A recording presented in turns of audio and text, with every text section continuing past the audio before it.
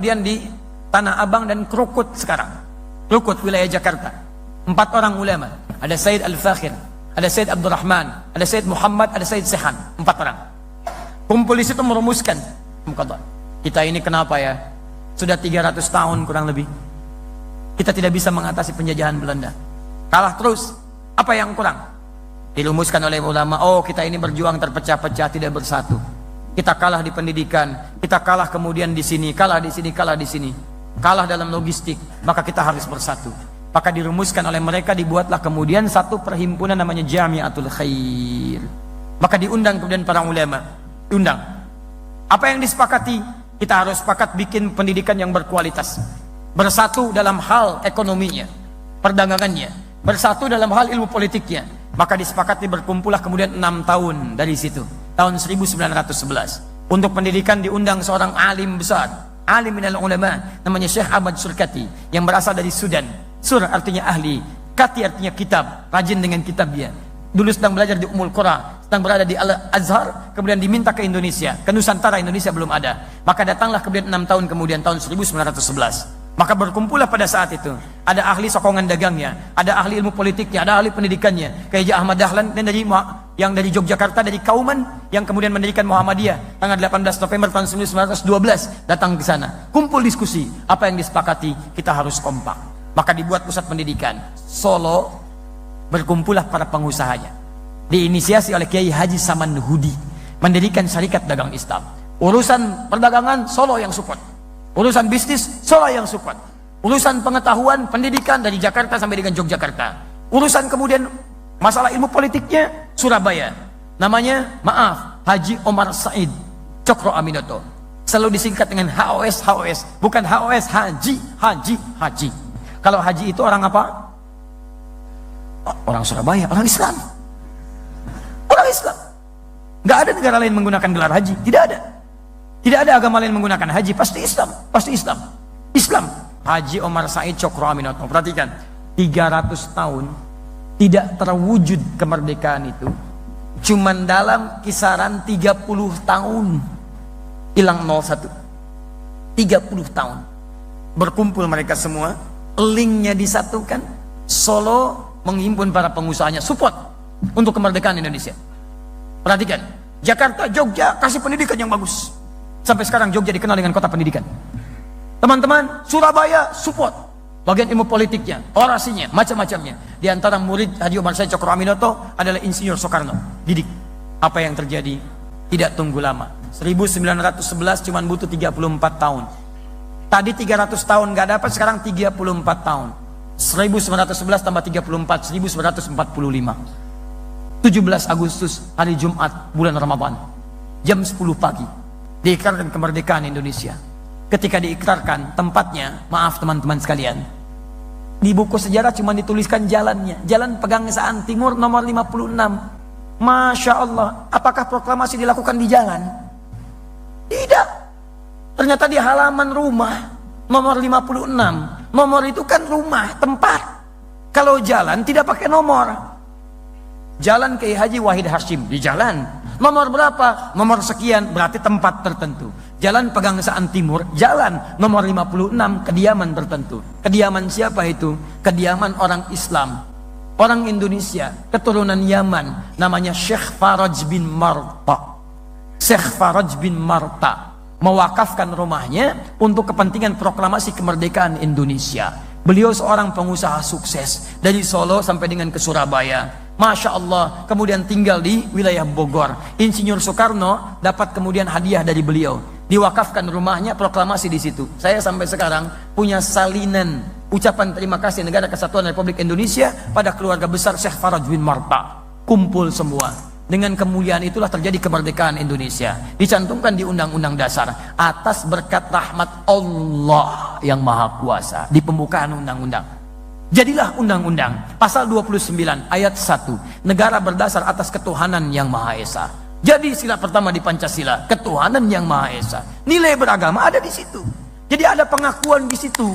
Negara Indonesia saja bisa sukses, bisa merdeka, lawan penjajah hanya dengan maaf, bambu runcing, merah darah, putih kain kafan, jadi bendera. Kalau bukan atas berkat rahmat Allah yang Maha Kuasa, mustahil ada kemerdekaan. Makanya teriakan pertama yang menghadirkan kemerdekaan, teriakan Allahu Akbar. Allahu Akbar. Di kalimat Allahu Akbar itu bukan kalimat teroris. Itu kalimat kemerdekaan. Itu kalimat yang menjadikan negara kesatuan Republik Indonesia. Kalimat yang diakui di undang-undang, di pembukaan disebutkan. Jadi dasar negara, jadi Pancasila. Itu Allahu Akbar. Takbir. Takbir. Allahu Akbar. Di kalimat itu yang mewujudkan negara kesatuan Republik Indonesia. Makanya teman-teman sekalian, kalau tidak ada tuntunan Al-Quran yang diamalkan pada saat itu 1905, mustahil bisa 35 tahun, 34 tahun negara Indonesia bisa mendapatkan kesuksesannya untuk merdeka. Baca. Dan tidak mudah itu, luas luar biasa. Lihat buku yang sama, halaman 19, paling kanan sebelah atas. Luas negara kita aja, itu daratnya 2 juta kilometer persegi. Lautannya 3.200.000. Kalau dikumpulkan Eropa semua kumpul, belum sampai menyamai Indonesia. Satukan Perancis, Belanda, Spanyol, Belgia, itu maaf, belum cukup untuk menjadi Indonesia. Luas. Pulaunya 13.677 pulau. Belum termasuk Pulau Gadung, Pulau Gebang, Pulau Mas dan sebagainya. Luas. Tidak mudah menyatukan itu. Kalau bukan karena Allahu Akbar, bukan karena Quran, mustahil. Nah sekarang pertanyaannya, negara kita sudah merdeka dengan prinsip Al-Quran, dengan prinsip sunnah. Dibawa bahkan utusannya ke Yogyakarta. Silahkan cek di Museum Yogyakarta. Utusan dari Turki datang, menyampaikan 2 sifat. Satu bendera warna hitam, dengan bertuliskan La ilaha illallah, sebagai perlambangan Ka'bah, manhaj Al-Quran. Kedua bendera warna hijau, bertuliskan Muhammadur Rasulullah, sebagai gambaran dari sunnah. Jadi negara ini dibawa dengan prinsip Al-Quran, dengan prinsip sunnah Nabi, sampai ke kemerdekaan. Tinggal kita sekarang bagaimana mengisinya. Masalahnya ada kalangan-kalangan tertentu dari dulu, dari kalangan orientalis, dari kalangan orang-orang yang tidak suka Indonesia mencapai kemerdekaannya. Mereka tahu sumbernya dari Quran, mereka tahu sumbernya dari sunnah. Makanya antum dijauhkan dari Al-Quran dan sunnah. Antum dijauhkan, jauh dari Al-Quran. Silakan cek, hanya baca. Quran itu hanya boleh ada di masjid, bahas dalam kitab, nggak boleh muncul di perekonomian. Begitu antum bawa gerakan Quran menuju perekonomian, antum akan banyak diserang. Silakan, kalau cuma ceramah di masjid, antum nggak akan diotak-atik. Tapi ketika antum kumpul, orang Islam pengusaha kumpul, ayo kita masyarakatkan nilai-nilai Qurani dalam masyarakat perdagangan kita. Jauhi riba, jauhi ini, jauhi itu. Bikin misalnya supermarket yang baik, bikin ini yang Islami, baru antum akan disoal. Islam di masjid nggak akan disoal. Tapi kalau nilai Islam dibawa ke politik, antum bawa politik Islami yang jujur, yang baik, hindari korupsi, antum akan disoal di situ. Silakan cek. Bawa ke manajemen, antum akan disoal di situ. Kenapa? Karena mereka takut orang-orang Islam itu akan bangkit, mendapatkan nilai keislaman, memberikan pencerahan untuk dunia. Tidak ada sejarahnya di muka bumi ketika Islam berada di puncak kekuasaan selain menghadirkan kedamaian, ketentraman bagi seluruh umat yang ada di muka bumi. Cek. Islam berjaya di Spanyol, Yahudi ternaungi, Nasrani ternaungi, agama lain ternaungi. Islam berjaya di Nusantara, dengan Hindu nggak ada masalah, dengan Buddha nggak ada masalah. Yang ada masalah ketika Portugis datang ke sini tahun 1511 lewat Selat Malaka, diberikan mandat oleh Paus Alexander yang ke-6 tahun 1494. Setelah itu terjadi perjanjian Tordesillas, bumi dibagi 2, bagi 2 sama Paus. Ya, yang barat, yang timur. Barat Spanyol, timur Portugis. Datang dia, nyasar dulu sampai ke Goa. Balik lagi ke Portugal. Dia hire seorang bernama Ahmad bin Majid, navigator muslim. Tolong arahkan saya kepada pusat rempah-rempah. Datanglah kemudian sampai ke Selat Malaka. Begitu datang ke Malaka, yang dibawa senapan. Anda kalau nggak mau ikut saya, eksekusi. Maka apa yang terjadi? Hindu bermasalah sampai ke Goa. Cina bermasalah ke sana. Yang tadinya harmonis, muncul masalah luar biasa. Terus, begitu sampai Malaka, pengen menguasai Sunda Kelapa. Datang ke Sunda Kelapa, datang bawa senjata, datang bawa meriam. Tidak ikut saya habisi. Masya Allah. Misinya 3G. Sekarang sudah 4G. Dulu 3G. Gold, glory, and gospel. Begitu datang bukan cuma gold, kuasai rempah-rempah emas. Glory, bawa kemenangan, ekspansi.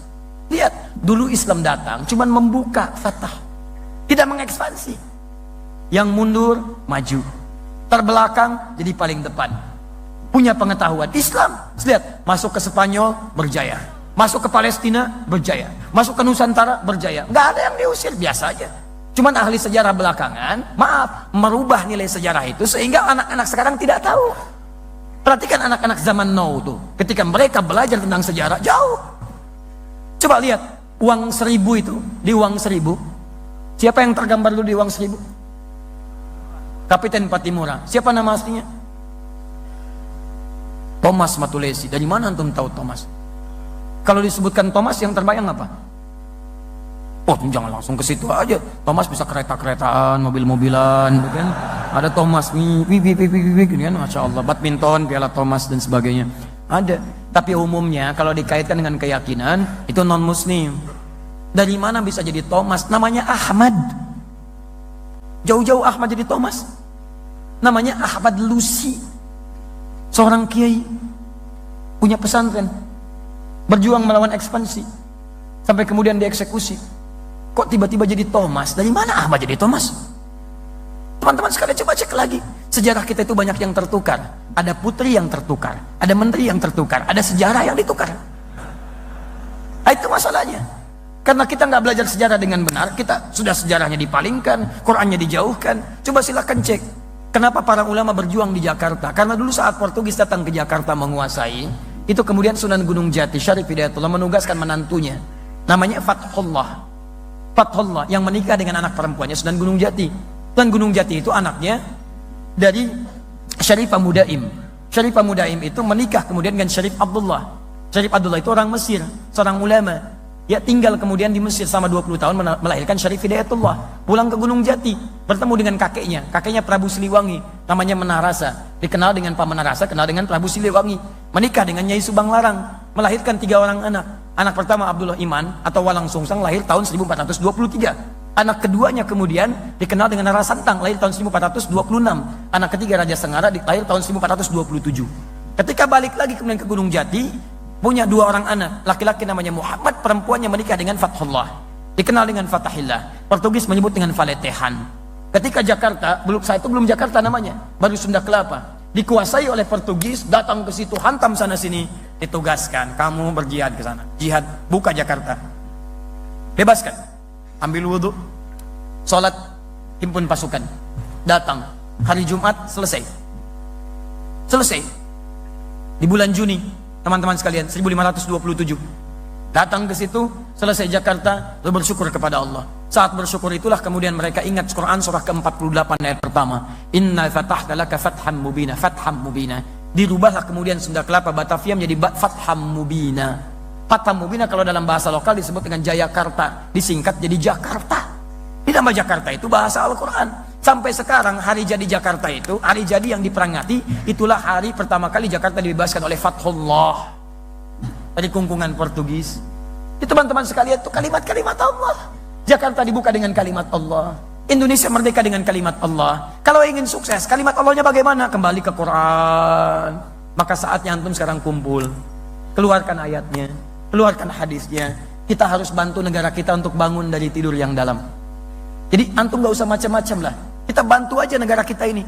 Sebab yakin kalau semua kembali kepada Quran, negara ini akan tenang kehidupannya. Antum tidak usah merubah dasar negara, sudah bagus, orang tua kita sudah membuat itu. Nggak usah rubah macam-macam, kita tinggal isi dengan nilai-nilai Quran.